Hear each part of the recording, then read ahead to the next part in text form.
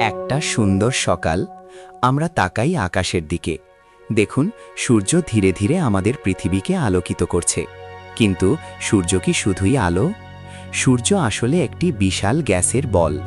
এর ভেতরে হাইড্রোজেন জ্বলে হেলিয়ামে রূপান্তরিত হয়, যা শক্তি তৈরি করে। এই শক্তি তৈরি প্রক্রিয়াকে বলে নিউক্লিয়ার ফিউশন। প্রতি সেকেন্ডে সূর্য খায় 6 কোটি টন হাইড্রোজেন। এই শক্তি থেকে আসে আলো ও তাপ। পৃথিবী কি সবকিছু বাঁচে, গাছ জন্মায়, মানুষ হাঁটে। সূর্য ছাড়া জীবন সম্ভব নয়।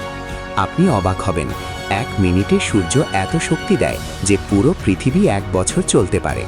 সূর্যের কেন্দ্র প্রায় 15 মিলিয়ন ডিগ্রি সেলসিয়াস। এত গরম যে সব ধাতুই গলে যায়। সূর্য শুধু এক তারকা নয়, এটি আমাদের সৌরজগতের প্রাণকেন্দ্র। এর শক্তি না থাকলে জীবনও সম্ভব নয়। অতএব সূর্য আমাদের বন্ধু, যা আলোকিত করে, শক্তি দেয় এবং জীবন সম্ভব করে। সত্যিই অবিশ্বাস্য।